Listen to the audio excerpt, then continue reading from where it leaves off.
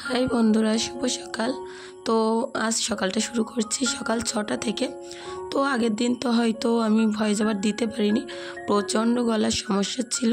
তো আজকেও হয়তো তোমরা গলা শুনে বুঝতেই পারছো যে আমার কণ্ঠের এখনও পর্যন্ত অনেকটা প্রবলেম হচ্ছে, কারণ দুদিন যাবৎ আমি কথাই বলতে পারিনি, পুরো গলা বসে ফ্যাস ফ্যাস করে শব্দ হচ্ছিল। তো আজকে যা হোক একটু কথা বলতে পারছি, তো সেই কারণেই আমি কিন্তু ভয়েস ওভারটা দিয়ে নিচ্ছি। তো দেখো, সকাল সকাল উঠে একেবারে মনোরম পরিবেশে সকল কাজকর্ম গুছিয়ে করে নিচ্ছিলাম। তো ঈশা সিমরান যেহেতু ঘরেই ছিল, তো ভাবলাম বাইরের কাজগুলো আগে আমি করে নিই, তারপরেই কিন্তু ঘরের কাজকর্মগুলো করে নেব। মুরগিরা এদিকে সুন্দরভাবে খাচ্ছিল, আর আমি এদিকে বাইরে বাসনপত্র মাজবো বলে কিন্তু আগেই পুকুরে বের করে নিয়েছি। তো যাই হোক, মুরগিরা খেতে থাক, ওদের পানি ফুরিয়ে গেছে, একটু পানি দিয়ে নেব পাত্রে। তো কাল যেহেতু পাত্রে কোনো রকম পানি ছিল না, রাত্রেই শেষ হয়ে গেছিল। তো পানি দেওয়ায় যে এত পরিমাণে সন্তুষ্ট হয়েছে এরা, বলার কথা নয়। অবলা জীবরা কিন্তু অল্পতেই অনেক সন্তুষ্ট হয়। আমরা মানুষ জাতি হয়তো অনেক বেশি কিছু পেলেও তাতে সন্তুষ্ট হতে পারি না, কিন্তু অবলা জীব এতে অনেক বেশি সন্তুষ্ট অল্প জিনিসে। তারা শুধু পেটটা ভর্তি হলেই হলো, আর বাদ বাকি যা হয় হোক। তো যাই হোক, আমার মুরগিদেরকেও খেতে দেওয়া হয়ে গেল, ছোট মুরগিদেরকেও আগেই খেতে দিয়ে দিয়েছিলাম। তো পুকুরে কিন্তু আমি এখন বাসনপত্র মাজতে চলে এসেছি। তো আগের দিন যে পোস্টটা আমি করেছিলাম, আমার শরীর অনেক অসুস্থ ছিল। তো সেদিন কিন্তু অনেক বন্ধুরা আমার সেই পোস্টটাতে অনেক সুন্দর সুন্দর কমেন্ট করেছো, আর আমার জন্য দোয়া, ভালোবাসা, আশীর্বাদ রেখে গেছো। আমি যেন অনেক তাড়াতাড়ি সুস্থ হতে পারি, তোমাদের সামনে যেন নতুন নতুন ব্লগ আনতে পারি। তো সেই সকল আমার নিত্য বন্ধুদেরকে জানাই অনেক বেশি ধন্যবাদ, ভালোবাসা এবং আশীর্বাদ, কারণ তোমাদের হয়তো দোয়ার কারণে হয়তো অনেক তাড়াতাড়ি আমি একটু হলেও সুস্থ হতে পেরেছি। তো বাইরের কাজকর্মগুলো কিন্তু আমি আগেই করে নিয়েছি। তো এখন সিমরানের চুলটুলগুলো বেঁধে দেবো, দিয়ে ব্যাগপত্রগুলো গুছিয়ে গাড়িতে তুলে দেব। সিমরানের যেহেতু পরীক্ষা আছে, ওর পিছনেও কিন্তু এখন আমার একটু বেশি সময় দিতে হচ্ছে। তার মধ্যে তো নিজের শরীর খারাপ। আর এখন দেখো যে ডিমগুলো তুলে এনেছিলাম, ফ্রিজে রেখে দিচ্ছি, কারণ কিছুদিন আগে আমি অনেকটাই ডিম ঝুড়ির মধ্যে রেখে দিয়েছিলাম, আর তার থেকে নিচের কটা ডিম যেন দেখছিলাম নষ্ট হয়ে গেছে। তো কিছু করার ছিল না, 3-4টে ডিম আমাকে ফেলে দিতে হয়েছিল। তো এই কারণে এখন ডিম আগে ফার্ম থেকে তুলেই কিন্তু আমার ফ্রিজের মধ্যে রেখে দিই। তো এদিকে দেখো, খাটপত্র গোছাতে চলে এসেছি। খাটের ওপরে পুরো টানটানে রোদ্দুর ছিল। বাচ্চা কাচ্চা ছোটো থাকলে না, খাটে তো হিসু করবে, কিন্তু এরকম রোদ্দুর যার বিছানায় পড়বে সেটা কিন্তু শুকিয়ে মসমস করবে। তো খাটে একটু রোদ্দুর লাগলে কিন্তু খাটে কোনো রকম দুর্গন্ধ থাকে না। তো এই টানটানে রোদ্দুরে গরমের সময় অনেক সুন্দর করে আমার খাটটা আমি গুছিয়ে পরিষ্কার করে নিয়েছি। আর আমার কণ্ঠটা শুনে হয়তো তোমাদের একটু খারাপ লাগতে পারে, কারণ এখনও পর্যন্ত ভালোভাবে কথা বলতে পারছি না, তার জন্য সকলের কাছ থেকে একটু ক্ষমা চেয়ে নিচ্ছি।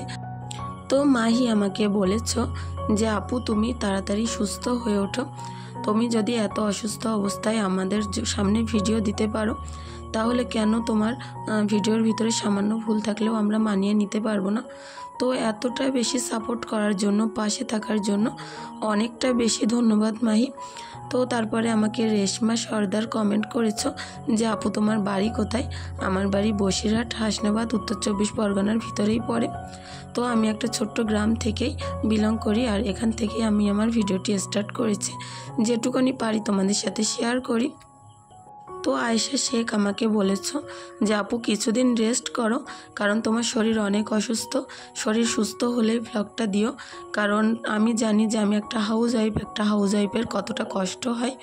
তো এই কথাগুলো শুনে, তোমাদের এই কমেন্টগুলো পড়ে না, আমার মনটা পুরো জুড়িয়ে যায়। কি বলবো, হাজার কষ্ট হলেও সারাদিন শেষে যখন তোমাদের এই কমেন্টগুলো পড়ি না, মন থেকে অনেক বেশি ভালো লাগে যে সত্যি আমার জন্য তোমরা অনেকটা বেশি চিন্তা করো, দোয়া করো, ভালোবাসা দাও। তো এর থেকে বড় পাওয়ার হয়তো আমার জীবনে আর কিছু হতে পারে না। নিজের মানুষরাও কিন্তু এমনভাবে চায় না যে তোমরা আজ আমার পরিবারে এতটা আপন হয়ে গেছো, যে আমার ভালো সুস্থতা তোমরা কামনা করো। তোমাদের জন্য আমার তরফ থেকে অনেক বেশি দোয়া, ভালোবাসা রইল। তো কথা বলতে বলতে দুটো ঘর তো গুছিয়ে নিলাম, বাইরে বাসন মাজলাম, মুরগিদেরকে খেতে দিলাম। এবার কিন্তু বড় চিন্তা, দোকানে যেতে হবে। তো শরীর যতই অসুস্থ থাক সেটা তো আর অন্য কেউ বুঝবে না, নিজের কাজ তো নিজেকেই করতে হবে। তো বেশি দেরি না করে, বেশি টেনশন না করে ভাবলাম যত তাড়াতাড়ি সম্ভব তত তাড়াতাড়ি কাজগুলো করে আমাকে দোকানে যেতেই হবে। আর ঈশা দেখো পিছন পিছন তো ঘুরঘুর করতেই আছে, আর আমি আমার কাজগুলো গুছিয়ে নিচ্ছি। তো যে সকল বাসনপত্রগুলো ছিল বাইরে সেগুলো নিয়ে এসে এখন উপর করে নিচ্ছি। আর পুকুর থেকে মেজে নিয়ে আসার পরেও কিন্তু আর একবার আমি ঘরের পানি দিয়ে ধুয়ে নেই, কারণ পুকুরের পানিতে অনেক বেশি রোগ জীবাণু থাকে। তবুও বলি না, সেই যে বাইরে কাজ করতে ভালোবাসি তার কারণেই কিন্তু কাজগুলো আমি পুকুরে করে থাকি। আর এখন দেখো সুন্দর করে বাসনগুলো উপর করে রান্নাঘরে চলে আসলাম। রান্নাঘরটাও বেশ ময়লা হয়েছে, তো রান্নাঘরটাও একটুখানি ঝাড়ু দিয়ে নেব। দুটো ঘর তো সব সময় হুড়াই ঈশা, সব সময় ঝাড়ু দিতে হয়, পরিষ্কার করতে হয়। রান্নাঘরের দিকে যেহেতু অতটা আসে না, তো অতটাও বেশি ঝাড়ু দেওয়া পড়ে না। রান্নাঘরে দিনের মধ্যে 2 থেকে 3 বারই আমি ঝাড়ু দিই। তো যাই হোক, এখন যে জামাকাপড়গুলো মেলা ছিল কাল রাত্রে সেগুলো দেখছি অনায়াসে শুকিয়ে গেছে, কারণ ফাঁকা জায়গায় বাড়ি না, প্রচুর পরিমাণে হাওয়া বয় আমাদের বাড়িতে। চারিদিকে পুকুর হওয়ার কারণে ঠান্ডা হাওয়া বয়, তো অনেকটা তাড়াতাড়ি কিন্তু জামাকাপড়গুলো শুকিয়ে যায়। তো দেখো তারপরে আমি এখন সকালবেলা 1 কাপ গ্রিন টি খেয়ে নেব। 1 কাপ আর কী করে বলি বলে 1 গেলা। তো দেখি এখন একটুখানি খাওয়া দাওয়া কন্ট্রোল করার চেষ্টায় আছি, যে খেয়ে একটু কম খেয়ে দেখা যাক ওজনটা কমে কিনা। বেশ কিছুদিন হলো যে আমার ওজনটা বেশ ভালোই বেড়ে যাচ্ছে, তো ভাবলাম আগে যেমন কন্ট্রোল করতাম ঈশা হওয়ার আগে, তো সেরকমই আবারও একটুখানি চেষ্টা করব। হয়তো বৃথা চেষ্টা হতেও পারে, 2-3 দিন হয়তো এরকম ভালোভাবে যেতে পারে, তারপর থেকে আবারও মন চাইবে যে ভালো কিছু খাই, ভালো কিছু খাই। তো তখন যদি আমি অ্যাভয়েড করতে পারি তাহলে নিশ্চয় হয়ে যাবে। তো এখন দেখো দোকানে এসে কিন্তু সকল কাজকর্ম করে ঈশাকে একটুখানি দুপুরের ভিডিওটা আমি দেখাচ্ছি, যে ঈশাকে একটুখানি হেলথ ড্রিঙ্কস দিয়েছিলাম, কারণ এই দুপুরে কিন্তু অনেকটা উপকার বাচ্চাদের অরেঞ্জ দেয়া। তো যেহেতু লেবু আমার বাড়িতে ছিল না, তো অরেঞ্জ জুসটাই ওকে দিয়েছিলাম। আর এদিকে একটু ডাল আর ভাত করে নিয়েছিলাম, ডাল সিদ্ধ আর ভাত। তো ডাল সিদ্ধটাতে ভালো করে ছানা করে সিমরানকে ভাত দিয়ে দিলাম, ঈশাকে দিলাম।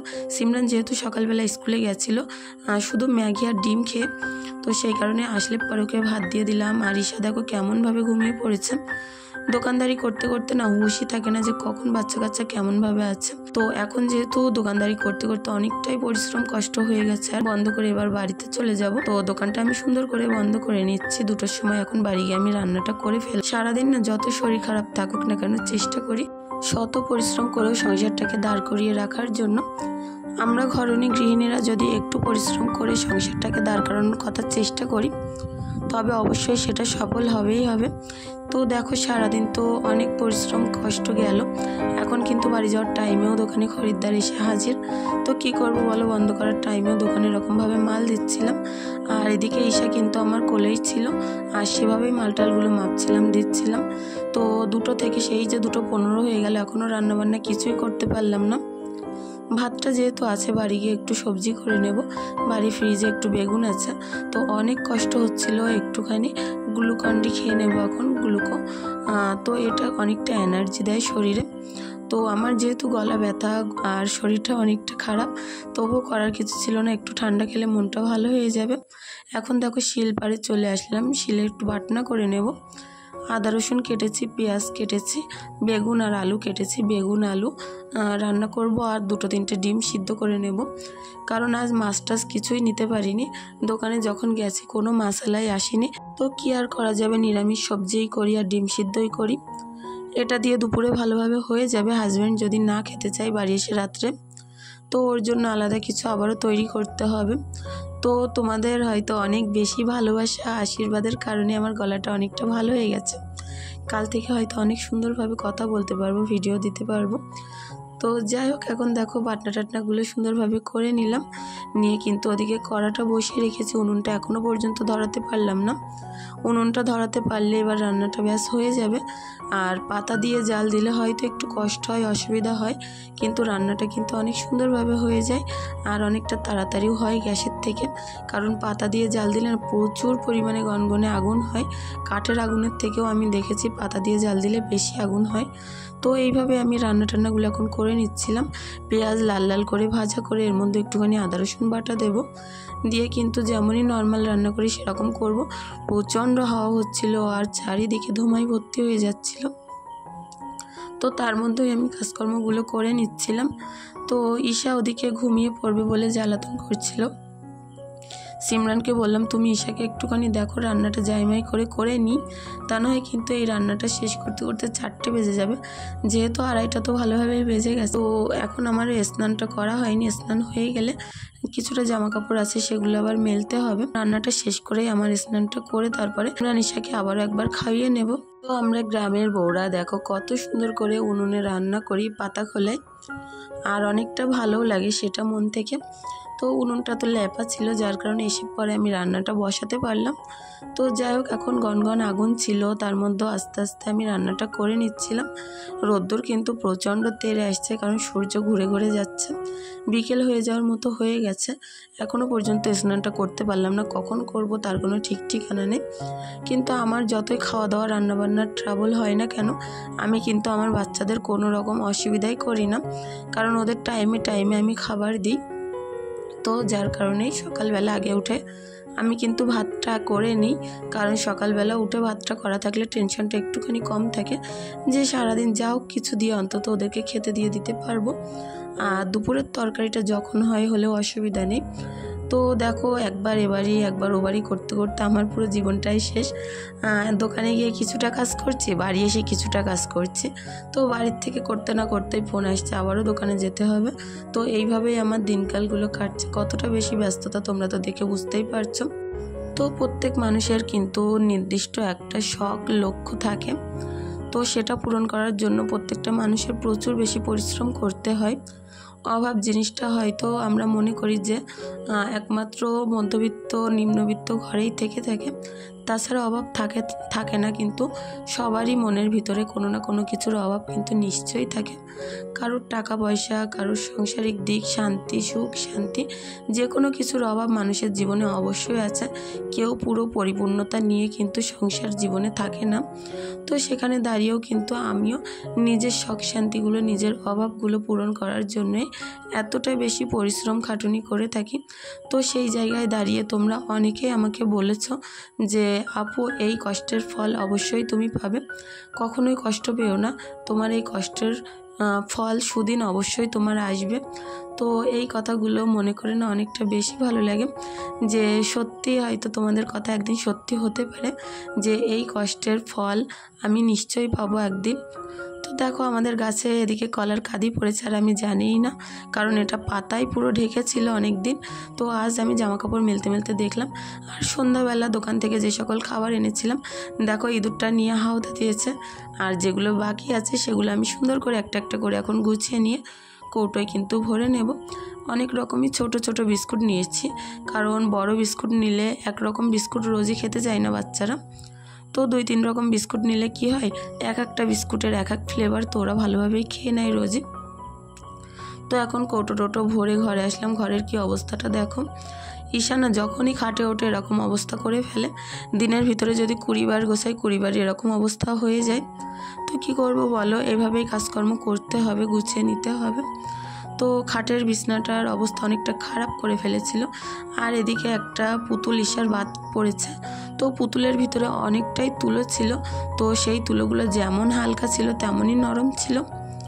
তো ভাবলাম তুলোগুলো ফেলে দিয়ে লাভ নেই, পুতুলটা ভেঙে তুলোগুলো আমি একটা বালিশের কভারের ভিতরে রেখে দিয়েছিলাম। তো সেগুলো বের করে নিয়ে আমি এখন সুন্দর করে একটা বালিশ বানিয়ে নিই। তোমরা অবশ্যই দেখতে পাবে যে বালিশটা কতটা সুন্দর হবে কভার পরানোর পরে। আর আমি তো কাজ করছিলাম, পাশাপাশি কিন্তু ঈশাও অনেক কাজ করছিল। বাচ্চা কাচ্চা না মায়েদের দেখেই শেখে, বলে না যে মা যেমন তার মেয়ে তেমনই হবে। তো ঠিকই সেরকম আমি যে কাজই করি, রুটি বেললে ঈশা রুটি বেলে, রান্না করতে গেলে ঈশা কিন্তু পাশে একটা কড়া নিয়ে এসে রান্না করে। আর যখন আমি সিমরানকে পড়তে বসে, ও কিন্তু বই খাতা নিয়ে পড়তে বসে, এরকমই করে।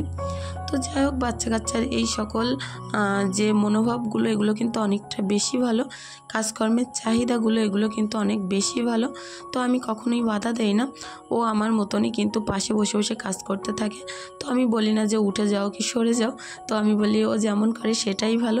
বাচ্চা কাচ্চাদের অল্পতে কিন্তু বাহবা দেওয়া অনেক বেশি ভালো, এতে করে ওরা মন থেকে অনেকটা স্বস্তি পায়, শান্তি পায়, মনে করে বোধহয় আমরা অনেক ভালো একটা অনেক বড় কাজ করে ফেলেছি। তো সেটাই আমি করার চেষ্টা করি। ও যেটাই করে খারাপ হলে আমি বলি, বাহ এটা তো অনেক ভালো করেছো, অনেক সুন্দর করেছো। তো যাই হোক, এভাবেই আমি এখন কাজগুলো করছিলাম আর ঈশা পাশে বসে দুষ্টুমি করছিল। তো করতে করতে এখন সিমরানের পাশে চলে গেল। তো সিমরান যেই বই খাতা পাতিয়েছে দেখলো, তো বই খাতাগুলো তো এবার হুড়াতে হবে। তো সেই কারণে সিমরানের পাশে গিয়ে বসে পড়েছে। যাই হোক, আমি এখন বালিশের কভারগুলো তো পরিয়ে নিলাম, ওগুলো সরিয়ে বিছনার চাদরটা কিন্তু সুন্দরভাবে তুলে নেব, কারণ প্রচণ্ড নোংরা হয়েছে বিছনার চাদরটা। হয়তো অতটাও বেশি মনে হচ্ছে না, তবে আমার কাছে অনেকটা খারাপ লাগছে, কারণ প্রায় 1 সপ্তাহ হতে গেল বিছনার চাদরটা এখনও পর্যন্ত তুলতে পারলাম না। তো ভাবলাম আজ যেহেতু দোকান থেকে এসে একটু এনার্জি ফুল আছে শরীরে, তো কাজগুলো করেই নেওয়া যাক। সব দিন কিন্তু কাজ করতে বেশি ভালো লাগে না, আর যেদিন বেশি ভালো লাগে সেদিন বেশিই কাজকর্ম করে থাকি। তো এখন দেখো বিছনার চাদরটা তুলে পরিষ্কার কাঁচা বিছনার চাদর পেতে দিচ্ছি। এতে করে কী হবে, রাত্রে শুতে গেলে মনটা অনেক ভালো লাগবে। সবসময় পরিষ্কার পরিচ্ছন্ন জিনিস, টানটানে বিছনা আর গোছানো গাছানো ঘরবাড়ি কিন্তু অনেক বেশি ভালো লাগে। সেখানে যেমন কাজ করতে ভালো লাগে, শুতে বসতেও কিন্তু অনেক বেশি ভালো লাগে। সেটা আমাদের মনের দিক থেকে অনেকটা বেশি স্বস্তি দেয়, শান্তি দেয়। তো বন্ধুরা, শত কষ্টের মাঝেও শরীর খারাপের মধ্যেও তো তোমাদের সাথে শেয়ার করলাম যে গ্রামের বউরা আমরা কিভাবে সকল কাজকর্ম করে থাকি, উনুনে রান্না করে থাকি। তোমাদের মন থেকে যদি সামান্য কিছু ভালো লেগে থাকে, প্লিজ চ্যানেলটি সাবস্ক্রাইব করতে পারো। আর যদি বেশি কিছু ভালো লেগে থাকে, অবশ্যই একটি লাইক, একটি কমেন্ট করে দিয়ে যাও। তোমাদের এই একটি লাইক, একটি কমেন্ট আমাদের পরবর্তী ভিডিওতে অনেক বেশি সাহায্য করে। মন থেকে অনেকটা বেশি ভালো লাগে যে না, সত্যি তোমরা আমার পাশে আছো। আর যারা আমার চ্যানেলে পুরনো বন্ধু আছো, তো তাদেরকে তো অসংখ্য ধন্যবাদ চ্যানেলটি সাবস্ক্রাইব করে নেওয়ার জন্য। তো দেখো, এখন খাটপত্র গোছানো হয়ে গেল। ড্রেসিং টেবিলটা কেন গোছাবো না, এটা একটু পরিষ্কার করে মুছে নিলে কিন্তু ঘরটা অনেকটা চকচক করবে। তো ভেবেছিলাম ঘরটা আরেকবার মুছে দেবো, কিন্তু সেই গলা ব্যথার ভয়ে আর ঘরটা মুছলাম না। 2-1 দিন একটুখানি কাজকর্ম একটু কষ্ট হলেও অ্যাভয়েড করে চলবো। তো যাই হোক, আজকের ভিডিওটি কেমন লাগলো প্লিজ কমেন্টের মাধ্যমে জানিও। আর সকলে অনেক বেশি ভালো থেকো, সুস্থ থেকো। আগামী দিন চেষ্টা করব আরও নতুন সুন্দর একটা ব্লগের সঙ্গে তোমাদের সাথে আসতে। আমাদের জন্য একটুখানি দোয়া, ভালোবাসা, আশীর্বাদ রেখে যেও। তোমাদের জন্য অনেক বেশি দোয়া রইল। ধন্যবাদ, ভালো থেকো।